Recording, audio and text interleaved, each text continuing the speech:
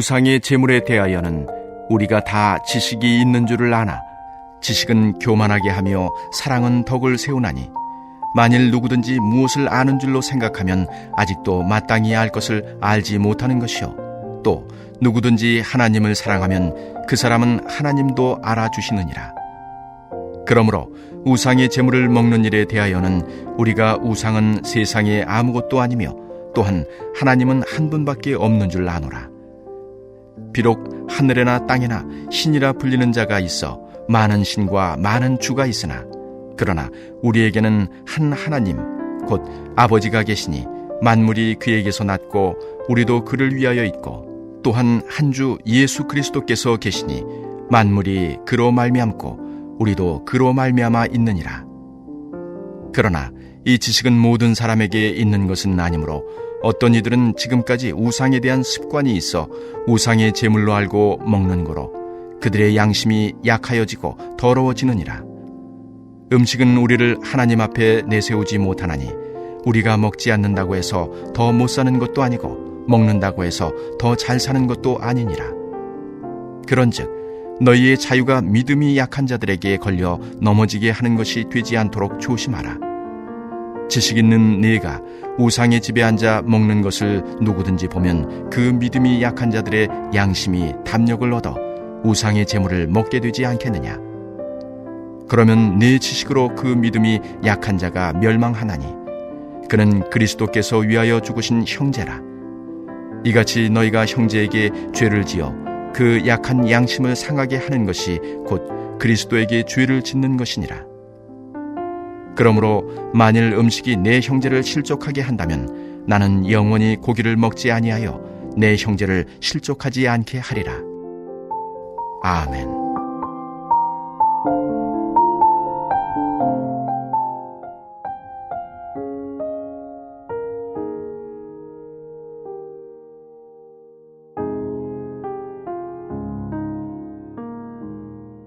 팔장을 보면 당시에 이 고린도를 비롯한 로마 도시들의 이 문화가 중요한 요소가 하나 있습니다. 이 고기에 관한 것인데 고기는 중요하죠. 우리나라도 이 고기와 관련된 산업들이 마트마다 가보면 이 고기 파는 코너가 따로 있을 만큼 이 많은 사람들이 고기를 먹으며 살아갑니다. 당시에는 고린도들 예를 들면 고기를 어떻게 유통되는가, 고기라는 것이 동물을 기르는 사람이 있고 잡는 사람이 있고 또 유통시키는 사람이 있지 않습니까? 지금도 마찬가지죠.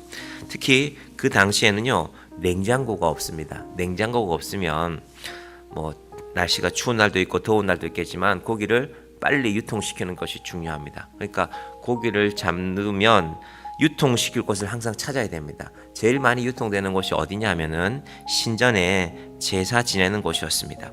제일 많은 소비자가 있는 곳이 있으면 그 근처에서 이제 유통이 이루어지거든요. 그러니까 신전 옆에서 고기를 잡고 신전에 일단 우리말로 하면 고기를 납품하는 것입니다. 그러면 신전에서 쓸 만큼 쓰고 남는 고기가 있겠죠. 그러니까 고기가 잡히자마자 고기를 통째로 올려놓고 제사를 지내는 것입니다. 로마의 신들에게, 그리스의 신들에게 우리가 이 고기로 제사 지냅니다. 이 고기를 받아 주십시오가 됐죠. 그러고 나면 신전에 있는 사람들이 그 많은 고기를 한 번에 다 모을 수 없습니다. 그러니까 팔아야죠. 그러니까 고린도에 이 나다니는 고기들은 고기 파는 가게가 있을 거 아닙니까? 일단은 신전에서 제사 지낸 고기다. 확률적으로 그 확률이 대단히 높은 것입니다.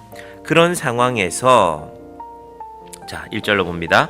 우상의 제물에 대하여는 우리가 다 지식이 있는 줄을 아나 지식은 교만하게 하며 사랑은 덕을 세우나니. 원래 고린도 사람들은 그 고기를 마음껏 먹었습니다. 예수 믿기 전에는. 이게 우상의 제물 지내고 안 지내고 별로 중요하지 않았으니까, 예수 믿지 않았으니까. 그런데 이제 예수를 믿게 되었잖아요. 그럼 뭐가 걸릴까? 성경책 맨 뒤에 펼쳐보시면 출애굽기 20장 10계명이 나오는데 10계명에 딱 걸리게 되죠. 너는 나 외에는 다른 신들을 섬기지 말라. 우상에게 절하지 말라. 고린도 사람들은 이제 다 알아요. 예수 믿게 된 사람들은. 아, 이 고기가 신전에서 우상 앞에 고기 차려놓고 기도했던, 우상에게 제사 지냈던 그 고기인데, 첫 번째 유대인들이 제일 먼저 합니다. 지식이 있는 사람들이거든요. 고린도 교회 가운데 있는 유대인들, 아, 그거 먹으면 안 된다. 하나님 우상 섬기지 말라고 했고, 우상 앞에 제사 지낸 고기도 당연히 그 고기를 먹는 것도 우상을 섬기는 것과 마찬가지다. 제 말이 맞습니까? 맞지 않습니까? 맞지요. 지식이 있는 사람들에게는. 근데 여러분, 고기가 맛있습니까? 맛이 없습니까? 맛있지요. 그래서 이제 갓 예수 믿은 사람들에게는 고민이 되는 거예요. 그런데 유대인들이, 율법에 철저한 사람들이 너 고기 먹었지? 이러면서 정죄하는 일이 고린도 교회 안에 벌어진 것입니다. 그런데 사실은 유대인들이 말하는 그것도 사도 바울이 보기에는 별것 아니라는 것입니다. 자, 2절 봅니다. 만일 누구든지 무엇을 아는 줄로 생각하면 아직도 마땅히 알 것을 알지 못하는 것이요. 율법을 아는 것은 좋은 것이죠. 그렇지. 우상 숭배한 거지. 안 먹어야지. 그 믿음도 좋은 것입니다. 그런데 평생 그 고기를 먹던 고린도 사람들에게, 고린도는 고기가 풍부했거든요. 부자 동네라 그랬잖아요. 그러니까 제사 지내는 사람도 많았고 그만큼 고기도 풍부하게 늘 먹던 사람들이기 때문에 그것에 대해서 너무 문제 삼지 말라는 것입니다. 지식이 있어야 됩니다. 여러분, 지식이 있어야죠. 그렇지. 구약에 하나님께서 출애굽기에 우상에게 제사 지낸 건 먹지 말라고 했지. 그 지식도 있어야 되는데 아직 믿음이 연약한 사람들이, 이제 교회 나와서 신앙생활 한 지 얼마 안 된 사람들이 그 우상에게 제사 지낸 고기 몇 점 먹었다고 그걸 갖고 너 이제 지옥 간다, 이러지 말라는 얘기를 지금 그 상황을 사도 바울이 말씀하고 있는 것입니다. 사실 우리는 이게 별로 문제가 되지 않습니다. 우리나라는 그렇게 유통되는 고기가 아니잖아요. 축산물이 유통될 때 그런 단계가 아니라 나라에서 정한 그런 어떤 그 기관에서 고기를 잡아서 이거 안전하게 잘 도축되었다라고 해서 이제 시장에 유통되는 고기를 우리가 먹으니까 우리는 별로 상관이 없습니다. 예를 들면 우리가 평생 신앙생활 오래 하신 분들은, 예를 들면 새벽 기도가 습관이 되신 분들이 있죠. 내가 그래도 눈 뜨면 교회 나가서 기도하고 하루를 시작해야지. 근데 예수를 좀 웬만큼 믿기는 했지만 새벽 기도는 너무 힘들어서 못 나오는 분들도 있습니다. 그럼 우리가 말은 안 해도 마음속으로 생각할 때도 있죠. 아이고, 저 사람은 교회 나온 지가 그만큼 됐는데 그 새벽에 기도도 못하고 어떻게 사나? 라고 생각할 수 있습니다. 생각할 수 있습니다.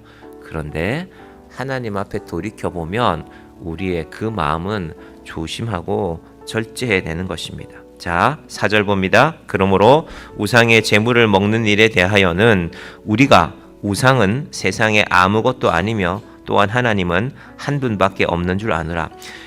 유대인의 율법을 지키는 것도 좋다. 구역에 나오는 그 율법 조약 다 지키는 것도 좋은 것이지만, 그런데 하나님께서 우리를 구원하는 일은, 지금 사도 바울은 예수님 전하고 있지 않습니까? 예수님을 통하여서 하나님께서는 그 작은 것들에 개의치 않고 한 영혼 한 영혼을 구해 가신다는 것입니다. 대신에 영적 자신감은 필요하죠. 우상이가 아무것도 아니야. 그래, 고기 한두 점 먹어도 돼. 그렇다고 날마다 고기를 먹고 있으면 나는 믿음이 좋기 때문에 우상이가 아무것도 아니라는 거 알아. 그래서 예를 들면 교회 지도자들이, 오늘날로 말하면 목사님들이, 장로님들이 모일 때마다 우상에게 제사 지낸 고기, 이거 아무것도 아니야. 우상에게 제사 지내도 어차피 다 하나님이 만든 거야. 논리는 다양하게 다 있죠. 그렇게 하지도 말라는 것입니다. 지식이 있으면, 할 수 있으면 그 지식을 지켜서 늦게 예수 믿은 사람들, 우리말로 하면 초신자들에게 본을 보이라는 것입니다. 자, 7절 보겠습니다. 그러나 이 지식은 모든 사람에게 있는 것은 아니므로 어떤 이들은 지금까지 우상에 대한 습관이 있어 우상의 제물로 알고 먹는 거로 그들의 양심에 약하여지고 더러워지느니라. 저희 어머니는 예수 안 믿는 집안에서 태어나서 어릴 때 예수 안 믿고 살았단 말입니다. 청소년 시절까지. 그럼 그때 이제 그 당시에는 밤 12시가 돼야 꼭 제사를 지냈다네요. 제사를 지내고 나면 떡을 만들잖아요. 제사 떡을 만들면 그 떡이 이제 12시에 제사 딱 끝나자마자 주변 사람들이 다 친척들이니까 집집마다 돌리는 겁니다. 큰 집, 작은 집 이렇게 쭉 형제들, 사촌들 다 돌리면 그때는 먹을 게 많지 않았으니까 그 떡이 그렇게 맛있었다. 그러니까 밤에 먹는 제사떡이 맛있다. 옛날 어른들은 그런 습관이 되어 있습니다. 저희 어머니도 그걸 좋아했고, 근데 예수 믿고 나니까 이제 똑같이 주변에 제사 지낸 분들이 뭔가를 갖다 주죠. 밤에 뭔가를 갖다 주면 예수 믿고 나니까 받기는 하지만 안 먹어도 되더래요. 처음에 어머니 생각에는 야 이제 나 제사떡도 못 먹겠네. 십계명을 알았으니까 제사떡도 못 먹겠네라고 생각했지만 예수 믿고 나서 먹어도 되지만 이거 안 먹어도 괜찮구나. 젊은 시절에도 이제 그 마음이 우리가 하나하나 변해가는 거죠. 음식에 대하여서 바울의 이야기를 봅시다. 8절 음식은 우리를 하나님 앞에 내세우지 못하나니 우리가 먹지 않는다고 해서 더 못 사는 것도 아니고 먹는다고 해서 더 잘 사는 것도 아니니라. 로마서에는 믿음을 따라 행하지 않는 모든 것이 죄라고 했습니다. 여러분도 혹시 예전에 그 제사떡이 참 맛있는데 때로는 드셔도 됩니다. 그런데 날마다 제사떡만 기다리며 사는 것은 우리의 믿음에 대해서 성숙하지 못한 것입니다. 그래, 내가 좋아하던 것이지만, 내가 즐기던 것이지만, 내가 예수 믿게 되었으니까. 제가 직장 생활할 때 술을 좀 좋아했다고 해서 제가 만약에 가을에 야외에 가서 장로님하고 둘이 앉아서 장로님들하고 앉아서 장로님 오늘은 한잔 합시다 하면 여러분들이 바라보면 마음이 얼마나 놀라겠습니까? 특별히 바울은 이 말씀의 전제가 고린도 교회 지도자들에게 전제가 있습니다. 지도자들은 지식이 있거든요. 아는 것이 있거든요. 성경에 대해서 알거든요. 그런데 이제 갓 예수 믿은 사람들을 위해서 조심하면서 살아가라는 것입니다. 자, 9절 같이 볼까요? 그런즉 너희의 자유가 믿음이 약한 자들에게 걸려 넘어지게 하는 것이 되지 않도록 조심하라. 저는 새벽 기도도 마찬가지라고 생각합니다. 일을 하면 고단해서 못 나올 수도 있죠. 그래도 내가 교회를 위해서 일주일에 한 번이라도, 한 달에 한 번이라도, 그래서 제가 세달 기도라는 이름을 만들어 놓는 것입니다. 기회를 만들어야 되니까요. 너희의 자유가 믿음이 약한 자들에게 걸려 넘어지게 하는 것이 되지 않도록 조심하라. 우리가 지금 자본주의라는 시대를 살고 있고 또 대한민국은 민주주의, 특히 개인의 자유를 존중하기 때문에 개인이 내 재산으로, 내 돈으로 뭔가 하는 것은 자유입니다. 법에 저촉되지만 않지만. 그런데 교회에서는 내 것이라도 내 마음대로. 여러분, 세상은 어떤 세상일까? 하나님이 빠진 세상은요, 자랑하려고 살아가는 세상 아닙니까? 저는 그렇게 봅니다. 뭐 하나라도 자랑할 게 있어야죠. 남들이 보기에는 그거 별것도 아니구만 라고 말할 수 있겠지만 나한테는 자랑이면 자랑하고 살아야죠. 그런데 내가 자랑할 것들이 있지만, 자랑할 것들이 많지만 내 자랑이 다른 사람들이 걸려 넘어지게 되는 것이 아닐까? 여러분, 이것이 교회 공동체를 세워가는 길입니다. 내 것이라도 말하자면 내 마음대로 쓰지 말라는 것입니다. 혹은 자기가 뭔가가 있으면 그걸 마음대로 쓸 수 있죠. 그런데 우리가 돌아보면 저분은 그럴 만한 여유가 없겠구나 하면 조심하라는 것입니다. 그래서 오늘 설교의 결론은 뭐냐 하면은 지식이 아니라, 가지는 것이 아니라 사랑의 관점, 둘 다 있으라는 것입니다. 지식만 있어도 안 되고, 혹은 어떤 사람은 반대편에서 바라보면 너 사랑이 없구나, 사랑만 있어도 되는 것이 아니라 지식도 있고, 하나님이 구약에 이런 법이 있구나, 그래서 저 사람은 고기 먹지 말라고 하는구나, 알아야죠. 말씀에 있는 것이니까, 구약 말씀에 있는 것이니까, 하나님이 원치 않는 것이니까. 그러나 동시에 지식이 있는 사람들은 내가 알고 있지만, 당신 왜 고기 먹어? 제사 지낸 고기 먹으면 안 돼. 십계명에 하지 말라고 했어. 알고 있지만 먼저 사랑의 관점으로 바라보라는 것입니다. 자, 이제 10절 같이 볼까요? 지식 있는 내가 우상의 집에 앉아 먹는 것을 누구든지 보면 그 믿음이 약한 자들의 양심이 담력을 얻어 우상의 재물을 먹게 되지 않겠느냐? 그래서 이 말씀이 지도자에게 주시는 말씀이라는 것입니다. 먼저 믿은 자들이, 교회의 지도자의 자리에 있는 자들이 조심하라는 것입니다. 믿음이 약한 자들을 오해하도록 하지 말라. 우리나라에 비유한다면 아마도 술이나 담배일 수 있을 것입니다. 아니, 저분은 예수 믿는 사람이 술을 마셔? 담배를 펴? 직장생활 오래 하신 분들, 예수 믿은 지 얼마 안 되신 분들은 술 한잔 할 수도 있습니다. 그런데 날마다 술에 취해 있지 말고, 내가 예수를 믿게 되었으니 이제 내가 이 습관을 좀 조심해야 되겠구나, 이런 성숙을 가지고, 먼저 믿은 자들은 정죄하기 전에 저분이 예수 믿은 지가 얼마 되지 않았으니까 또 직장 생활을 하다 보면 그런 자리에 갈 수도 있지, 가야 되는 상황도 있지 않습니까?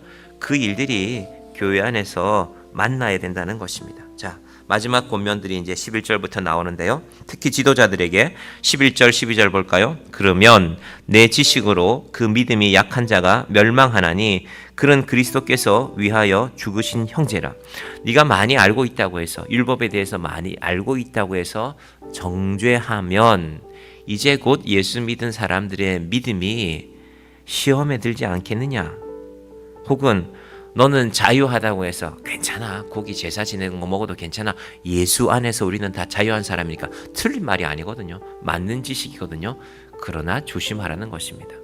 기껏 이제 예수 믿어서 알고 보니까 제사 지낸 고기는 먹으면 안 되는 것이구나 하고 알게 됐는데, 먼저 예수 믿은 사람 누군가가 괜찮아 우리는 다 하나님 안에서 자유야 하고 마음껏 제사 지낸 고기를 먹고 요즘 같으면 마음껏 술 마시고 있는 그 일들을 사도 바울이 고린도 교회 안에 이런 일이 있었으니까 이런 말씀을 하는 것입니다. 12절도 봅시다. 이같이 너희가 형제에게 죄를 지어 그 악한 양심을 상하게 하는 것이 곧 그리스도에게 죄를 짓는 것이니라.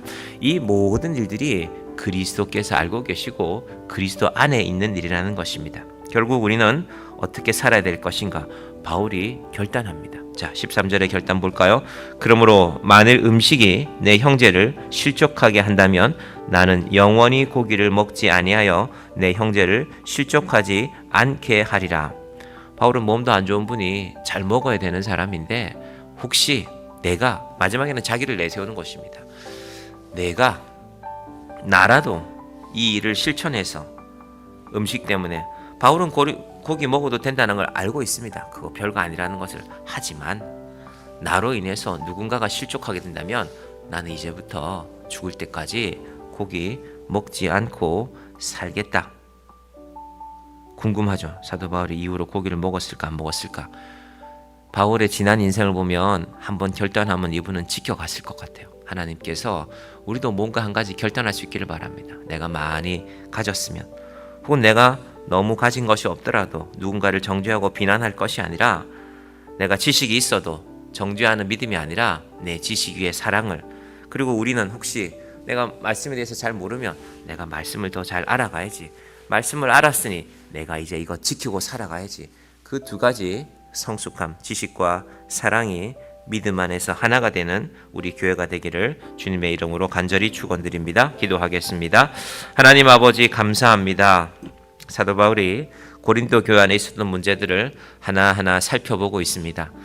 바울은 성경에 대한 많은 지식이 있었지만 사랑을 놓치지 않고 있습니다. 하나님 아버지, 우리도 믿음 안에 먼저 아는 자들이 되었으면 사랑으로 다른 형제 자매들을 볼 줄 알게 하여 주시고, 아버지 하나님, 우리가 조금 늦게 믿고 말씀을 잘 알지 못하면 말씀을 잘 알려고 애쓰면서 말씀에 이런 것이 있구나, 내가 이것은 고쳐가야지, 우리의 믿음이 자라나는 정향교회가 되게 하여 주시옵소서. 예수님의 이름으로 기도드립니다.